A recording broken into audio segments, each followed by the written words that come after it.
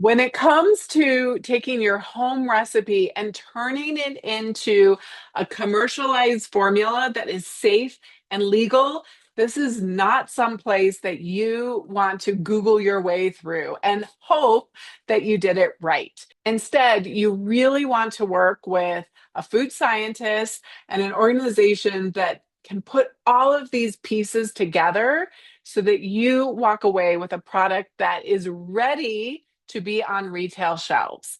My guest today is Mike Gabel of the Food Innovation Center at CSU. And we are talking about all the things you need to think about when you're ready to take that home recipe and turn it into a packaged food product. Stay tuned. Welcome back to the podcast, everyone. Really excited to have you here today. And we have an awesome guest today. I'm excited to welcome Mike Gabel, who is the Director of Food Innovation Center at CSU Spur. And their goal is to support food innovators. Mike has a 20-year career in roles around product development, quality systems, and strategy and portfolio management. He has led innovation teams at Windsor Foods, ConAgra Foods, and Barilla. So welcome, Mike. Thank you so much for having me, Sari. I'm Oh my gosh. very enthused to be here with you, and so we love to just talk food entrepreneurship and all the intricacies that kind of happen with that. Yeah. Well, I was at an event that you hosted at CSU Spur in conjunction with Naturally Colorado just a couple weeks ago, and you were talking about all the amazing things that the Food Innovation Center is doing, and I was sitting there like, wait, this is in my backyard. You guys are in Denver, Colorado, and I've known about you, but now you guys are like full board. And I was like, why have I not had you guys have you on the podcast yet? So like we got to Yeah, get you on here.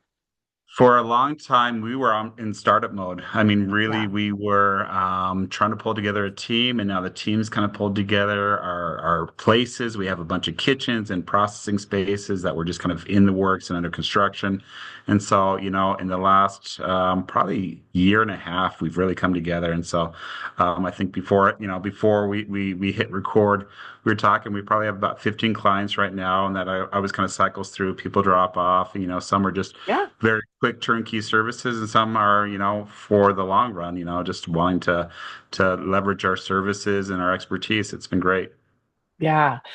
Well, let's talk first about what is the Food Innovation Center and what do you guys do, who your team is, because yeah, I mean I've been over there since the beginning. You built this amazing facility and I remember, being shown around and it was like, "Oh, someday we're going to have this and we're working on getting equipment here." Right. And of course it was like right after COVID and everything was delayed and so it's kind of like walking through a home where you're trying to imagine all the amazing things.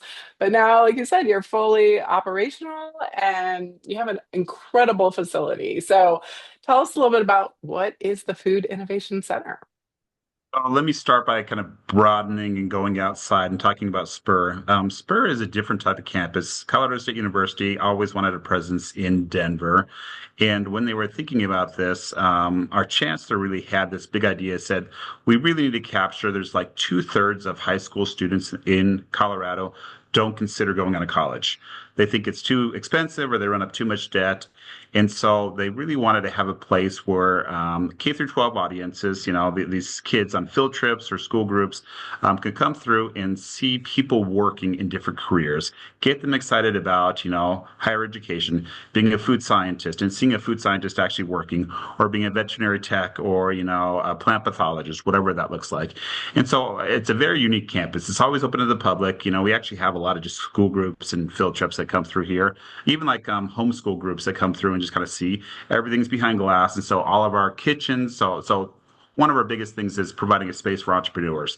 And so the Food Innovation Center really is there to support, all the way down from someone getting grandma's recipe in a supermarket all the way up to large multinational consumer packaged good companies. And so we interface a lot with a variety of people each and every day. And so some of the different things we offer is having kind of a canvas space for them to produce if they're wanting to self-produce their product. So a big commercial kitchen, have a handful of commissary users, and we just have kind of everything in the book. They just said, hey, they took the catalog and said, hey, all right, we want a pasta cooker that we've never used, but we have a couple different steam ovens and combi ovens and flat top and a big, tilt kettle and a bunch of everything, and even a soft serve machine that's back in storage just because, no one needs a soft serve machine.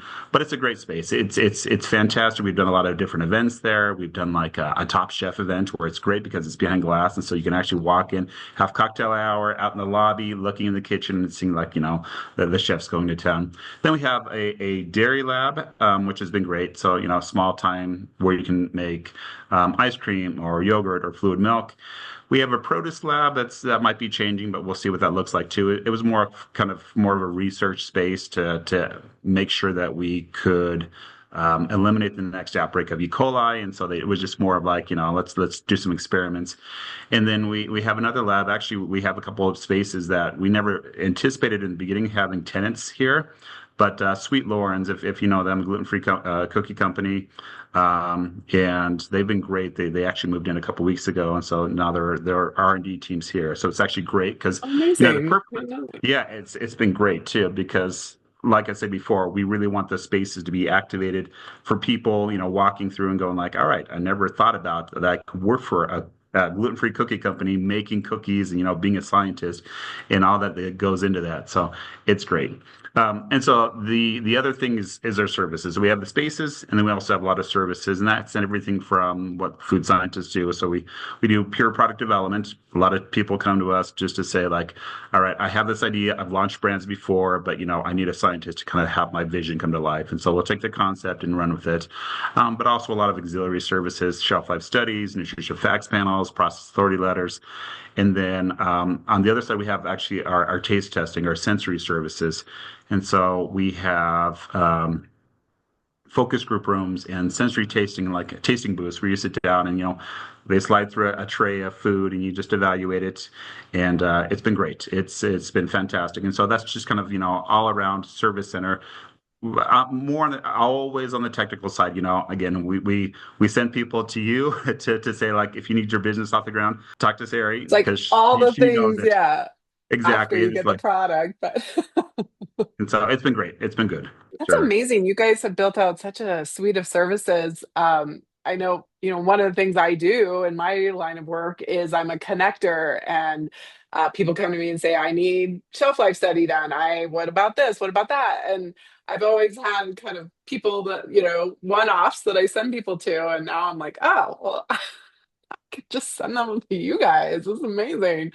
And let's maybe back up a little bit because I think sometimes people think, well, I make this great recipe in my home kitchen. Can't I just turn it into can't I just start making it and get it on grocery store shelves? But what are some of the things that maybe people don't think about that they might need some of your services for? A lot of it's looking so for sure if there's any regulations on it. So you're making an acidified product, and that's, a barbecue sauce or a hot sauce or anything there. And so you have to kind of, follow FDA's guidance. So a lot of that's just kind of, getting us on the phone and we always offer a half-hour free consultation. That's all some people need. Some people just need like the peace of mind that said like, hey, I don't want to kill anybody. Am I doing this right? And I was like, all right, Yeah. what's your pH? Are you pasteurizing it? What temperature are you getting to? And so we go through that. So a lot of that, some people aren't thinking about things. We have a lot of people going like, all right, I want to make this product X, Y, or Z. And I was like, well, with that, and again, not to get too scientific or anything else, but we're asking, what's your pH? Oh, and I was like, well, that's pretty high. What you need to do is actually probably retort that. It's not, new maker, it's a very intensive processing. The commands want big, minimums and everything else, and so it's not really something you could do. And they're like, oh, there's a reason I haven't ever seen a product like this in the market. And I was like, yeah, that's why. And so there's just some blind spots too that you just need to talk to and go like, yeah, I have a great idea. And so we love talking to people and just saying like, all right, make sure you have all your ducks in a row. On the other side too, some of the different scale up things is just, having their process too complicated. we talk to a lot of people that says, I want to do this. I want to steep this, extract overnight and everything else. I'm like, this is great if you're self-producing and if you're going to a commercial kitchen and you're going to be making this yourself and you have all the time in the world. But if people really want to scale up to that co-man step, there's a lot of simplification you need to have happen. You need to be looking at a lot more.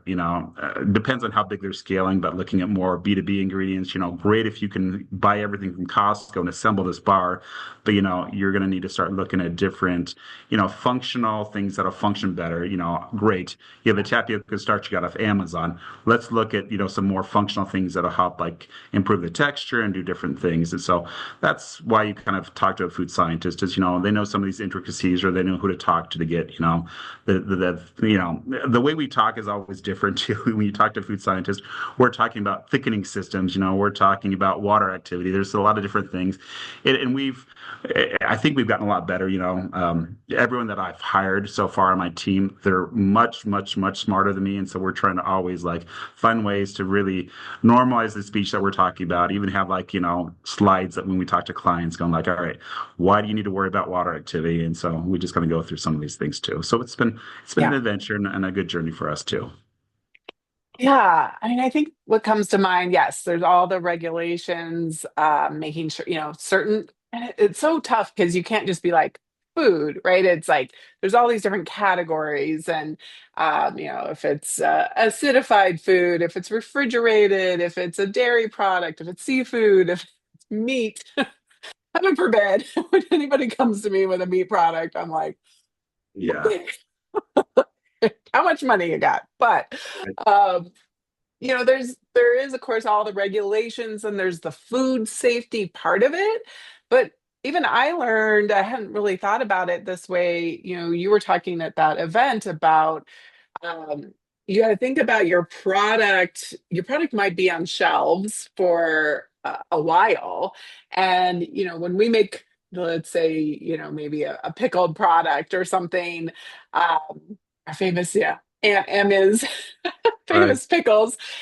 We're typically eating those rather quickly, and we Mhm. don't think about the color or separation or the flavors lasting, for much longer, maybe on a store shelf, but then also in somebody's pantry. Yeah, we talk a lot about preservation, and preservation really has like a bad name. I Yeah. mean, this is lots of people can make, good food. We're used to eating food in the moment or, maybe throwing it in the freezer and, thawing it out a few days later or whatever else. When we're talking about really like making sure that that product's going to be good quality wise, but also food safety wise, here for 3 months, 6 months, a year, whatever it looks like. And so there's so many different considerations. And that's really, us as food scientists, we've just, looked at, the factors that go into that.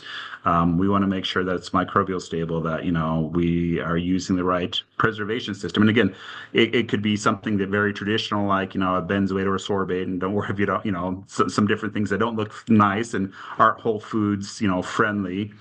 But there's so many different things nowadays that there's a lot of suppliers out there that offer like a very reasonable, natural, to label as like a fruit, vegetable extract or a mushroom extract. And so there's things in there Yeah. that you can do. And so we just give people those options. And I think that's always, and then we talk about, all right, if you're going to do this, yes, great, your color is amazing right now, but you're using something that's probably not going to be like, it's going to probably fade. Are you okay with that? There's just different things. We like to always kind of ground people in what's realistic within, the food system. I mean, just like everything in life, you'd love to have, the best product for like pennies, but or you'd like to have something that doesn't have any thickeners or gums. Xanthan gum never looks good on the label, but the reality is it's there for a purpose, and it's there for a lot of different things. And so we always kind of give that trade-off and say, like, all right, if you don't want to go this way, you probably are going to have separation. You're probably going to have, where you're going to have settling out or whatever else. And so those conversations we like having just because we see some of the blind spots that people might not recognize. Yeah.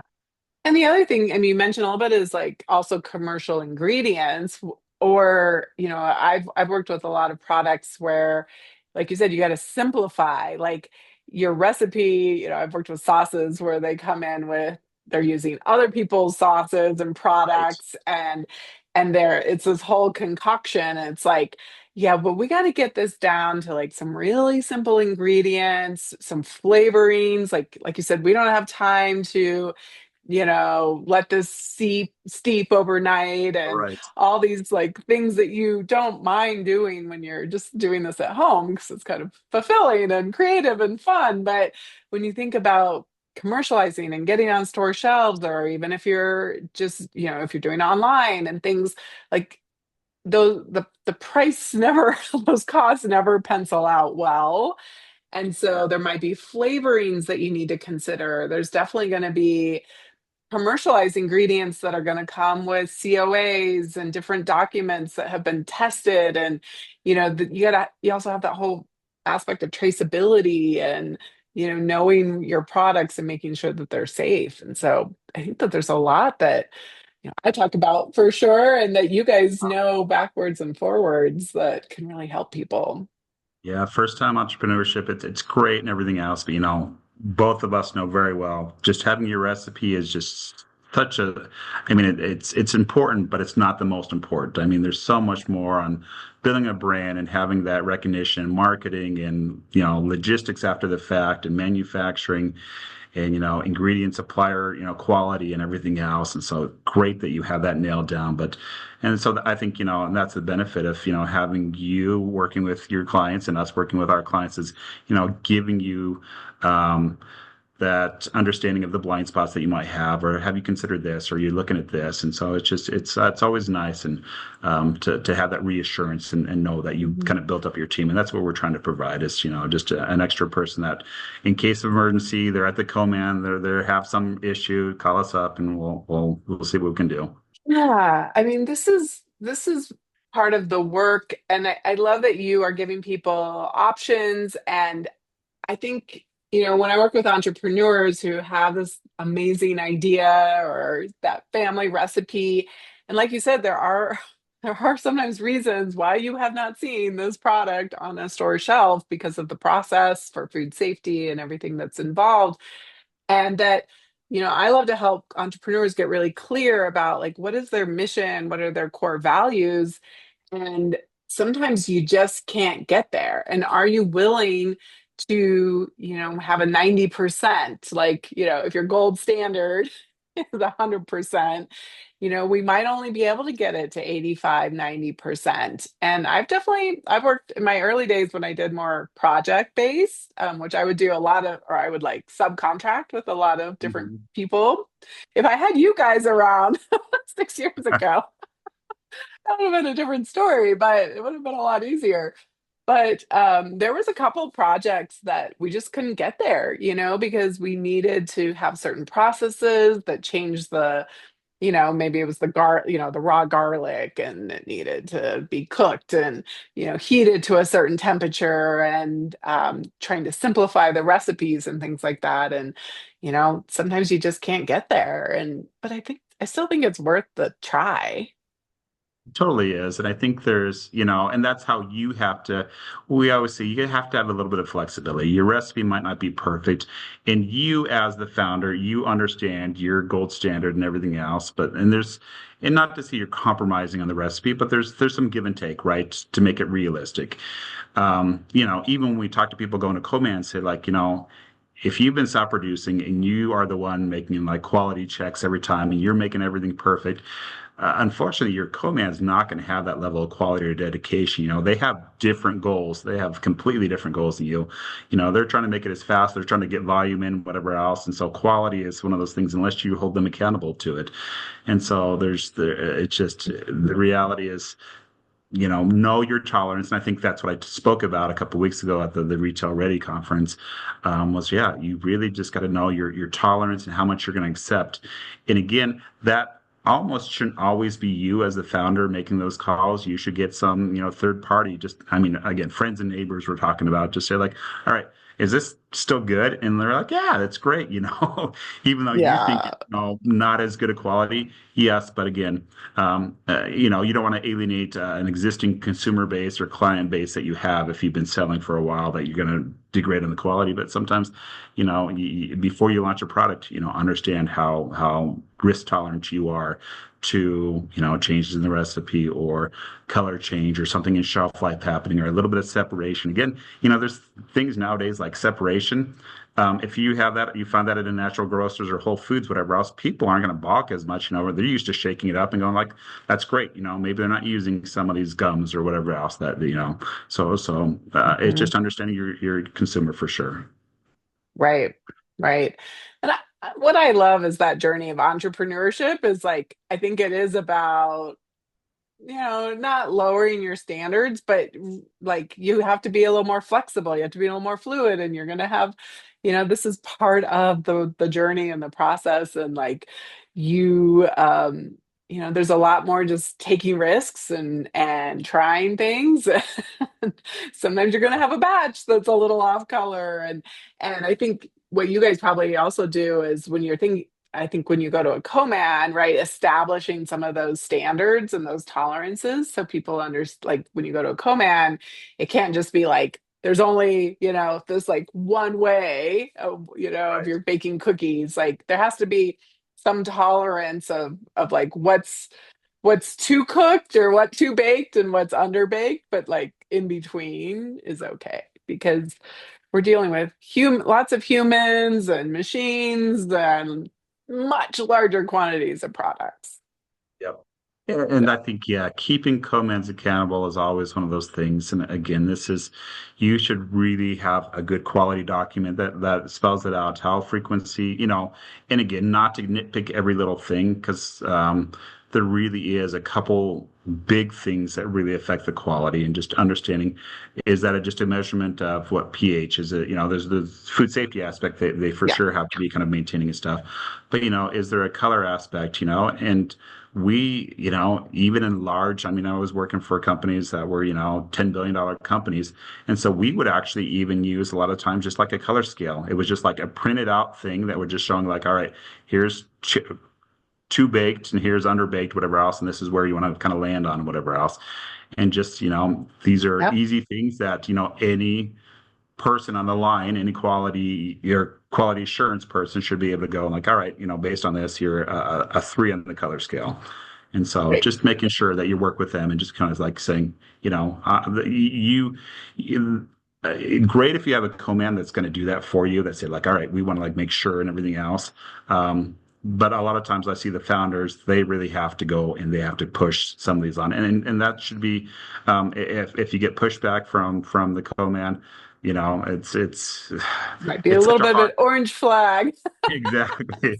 It's a Say. very hard relationship. That's probably one of the hardest relationship you're going to have Yeah, as a new founder. it really is. Yeah. So, what is the workflow if somebody, like, if I wanted to take a product to farmers market, is it still appropriate for me to come work with you guys, or like, what's the flow I'm like, I think I want to do this. Everything starts with a quick call, and that's what I usually do is say like, all right, let's just set up a half hour. Let's just kind of talk through who we are. Um, and we have, a nice list of our services and even our pricing. And let's just kind of talk about what you might need. And we always kind of give a couple different options, even for like product development. A lot of times for us, it's we offer, something where it's very hands off. You are giving it all to us. And then we have options where you work alongside with our food scientist, a Mhm. co-development session, just come on site and just work side by side. Then we just have consulting where you're going to do everything else, but when you need to dial a friend, you just pick up the phone and call us. And so we kind Okay. of always give like a lot of different options because we know that it's, a lot of people are bootstrapping. They don't have thousands of dollars to spend on this. And so, yeah, and then we'll just kind of talk through our options and kind of, give them a range of what our services are and kind of like, we've tried to find a lot of ways to kind of like even cut down on doubling up on fees too. Like if you come and do a co-development session, usually we're putting it into our system. So you get out like a calculated nutrition facts panel. So you'll have that. So you don't have to pay the extra money for that too. So it's the system's fairly fluid, and we're starting to book up, and so we might, I think that's the one surprise that I think catches people off guard is just like how long the development process really is. You Yeah. know, large CPG companies, they might have a life cycle of like, 12 months to like 18 months or 2 years, and so we're always telling people, I want this product next month. I was like, our typical cycle, if we're doing all the development ourselves, is about 6 to 8 months. And that's just Yeah. because we're doing a lot of iterations behind the scenes. We're ordering ingredients and samples. Sometimes there's lead times. We're trying to like, work through the process. And then we're just, managing other clients' projects. And so it takes time. Everything takes time. And hopefully most people are good with that. I know people want to get their product to market as soon as possible, but I think even in that time, they should be like, contacting and reaching out, building up the things we talked about before, understanding, all right, do I need what regulatory? Do I need insurance? Do I need Mhm. to do that? What am I doing? Am I meeting with co-packers or whatever else that it looks like? Yeah.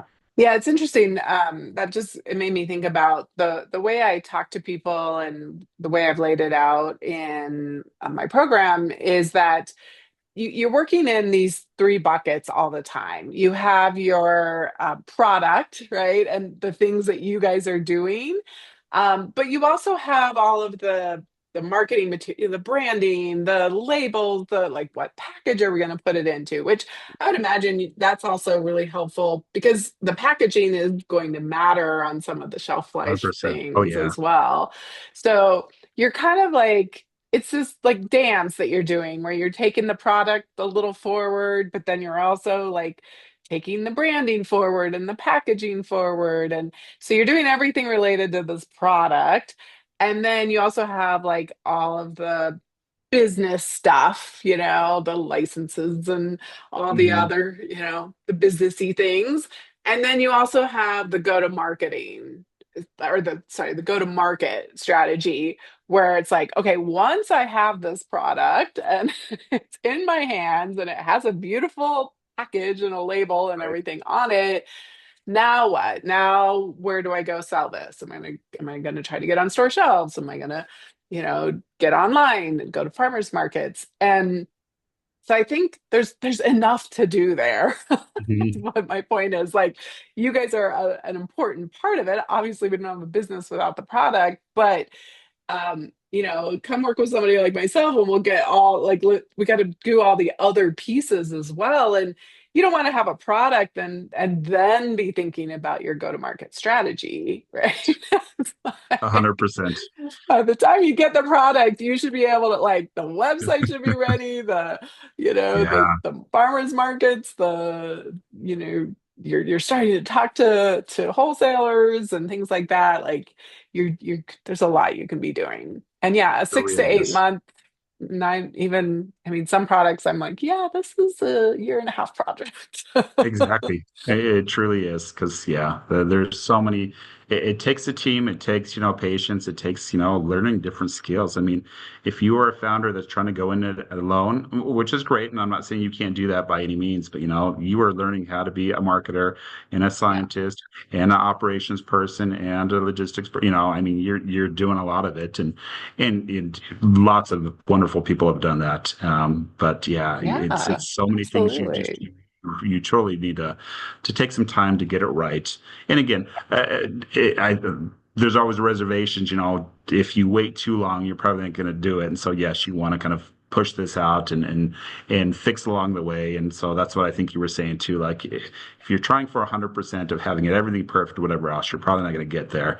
And so, 70% is great, and 80%, 90%, yeah, just do it, Yep. adjust along the Call it way. B minus work. Yep. Gotta get it out there. Get it there. Yeah. So I have my product on. It's like we're cruising along. Maybe I'm self-manufacturing or I'm taking it to a small co-packer.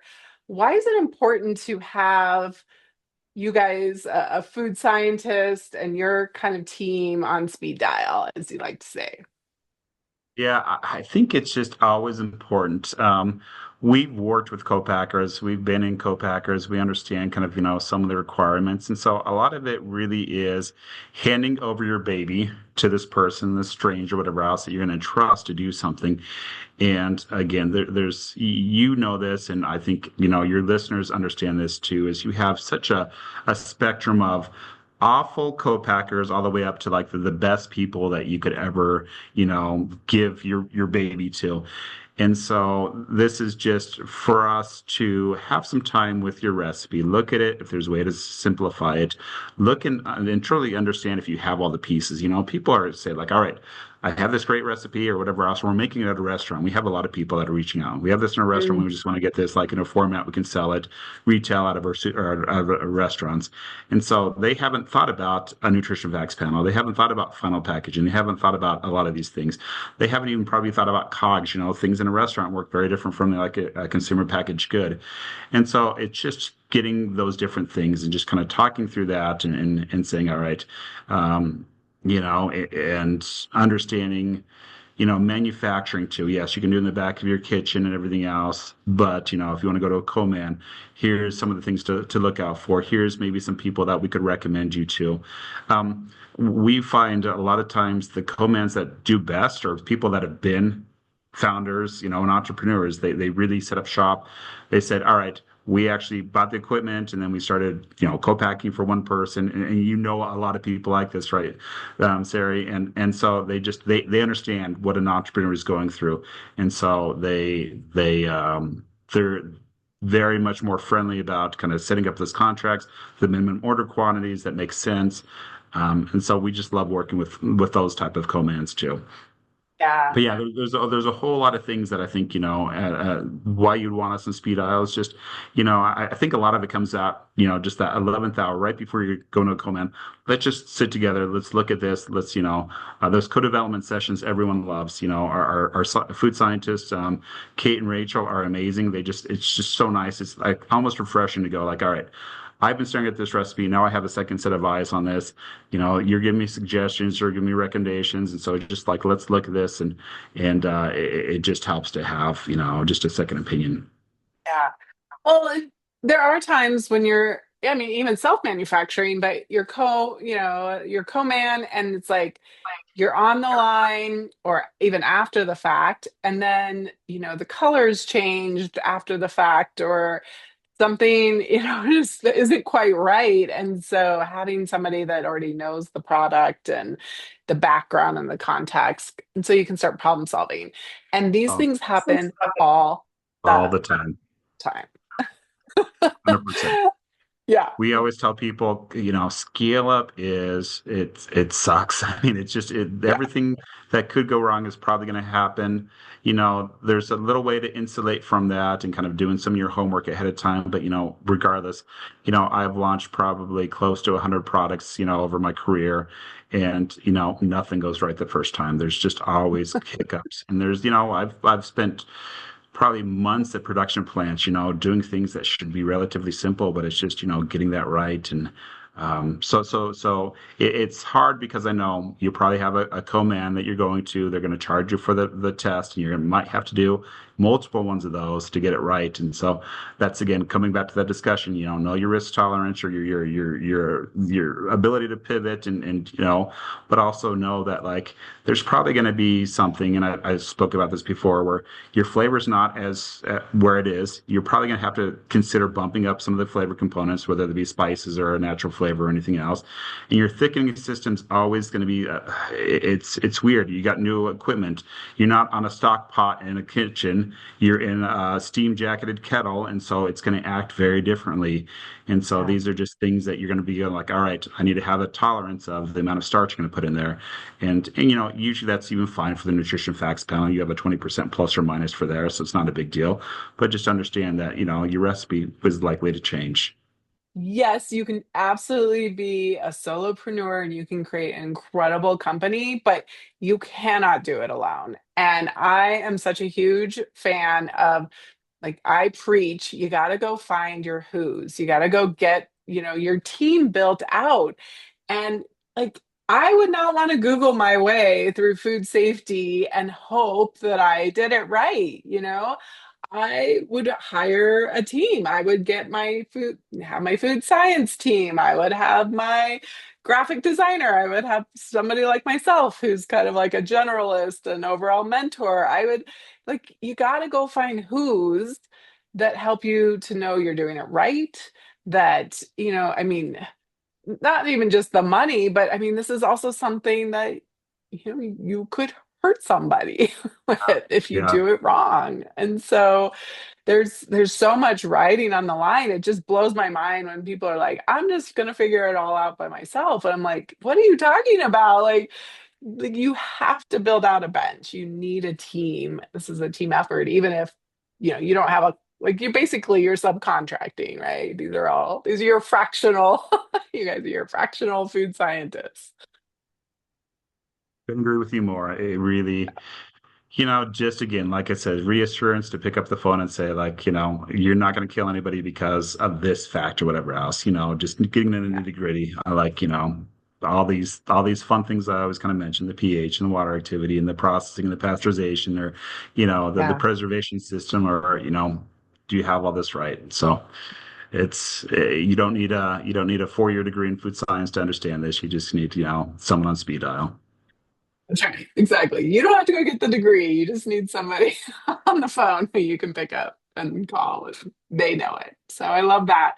You guys have just built such a wonderful playground over there for food and CPG. And I know you can go in and tour it and see all the amazing equipment, or I'm sure you work with people all over the country. So it doesn't matter where you are located, doing things virtually works as well. Which has So been what a great, actually. It was a big surprise for us how many clients from yeah. out of state we started getting, and it's great. Sometimes a lot of people like to do like when we're doing like a product development, they'll do a lot where we're just mailing them samples, but they'll say like the Mhm. last little bit, I just need to refine this flavor a little bit, and so fly out, spend a day with us, and that's always just great to be together, and then we get a lot busted out in like an afternoon, and so it's fantastic. But yeah, That's it's amazing. been good to see how much I mean, the entrepreneur network and the system. I mean, it exists all over, and so we're just so excited to meet so many different people with so many fantastic ideas. It never ceases to amaze me how many different ideas there are out there. Yeah, absolutely. Well, tell people what they do if they're like, this is such a great episode. I'm sure it's going to be a must, one of our top ones. So tell people how they can find you and what they need to do if they're interested in working with you guys. So you can easily Google the Food Innovation Center at CSU Spur, Colorado State University Spur. Will come up. You'll see some of the first results, or you can just email me directly, michael.gabel, Gabel, at colostate.edu, COLOS state.edu. But Great. yeah, we're around. We're always happy to talk to anybody. Again, a lot of people just need that half-hour consultation to say, I'm trying to do this. What do I need to look out for? And a lot of people just like to come on. Our team is fantastic. We'd love to talk to you. Yeah. And Mike, you were so generous to offer a discount, and I'm not even going to put a number on it because you guys may change it, but definitely tell people where you heard about the Food Innovation Absolutely. Center, and you'll give them a little discount for working with you guys as well, which is really generous. And yeah, we're just so thrilled that this is in my backyard, and you guys are up and running and full service, which is amazing. Oh, and want to mention, you guys also have, as part of the campus, you're always doing different food shows and lots of events, like you said. So I know, this is timely for it coming out now, but if you're listening in the future, there'll be other things going on. So you guys have a food showcase coming up in the fall, which was really fun. I attended that last year. So do you want to tell a little bit Yeah, about that? it's just a small, very mini like Expo West type, setting where we just have tables set up. It's always the second Saturday in September. Last year we had about 30 different brands that came out, and we try to get local business experts like yourself or buyers from local supermarkets that can come out, give them some feedback. And it's just great. And then we open it up to the public. And last year we had about 1,000 people show up. And so it's just you have a chance to demo and sell and just, get some exposure. And so it's just another part of our services that we provide. And so we're excited for that. So September 13th this year, but every second Saturday, we're going to have this in perpetuity. Amazing. Yeah, you guys do some great events there and always fun. So thank you for all you do. Yeah, definitely go and check out their services, get in contact with Mike. I'll put all of your info in the show notes as well so people have that. Thank you so much, Terry. It's been a pleasure chatting with you. It's been my Appreciate you. pleasure. All right. Thanks, Mike. Have a great day. Thank you. Thank you so much to Mike for his time today and sharing with us all of his knowledge. You can see how experienced the team is at the Food Innovation Center, and I cannot recommend them enough. I'm so grateful that they have all these services under one roof and that it is at a wallet friendly price point for entrepreneurs who are bootstrapping. So important that you do have a food scientist on speed dial. So please do not hesitate to reach out and make sure you share that you heard about them on the Food Business Success podcast. All right, until next time, have an amazing week.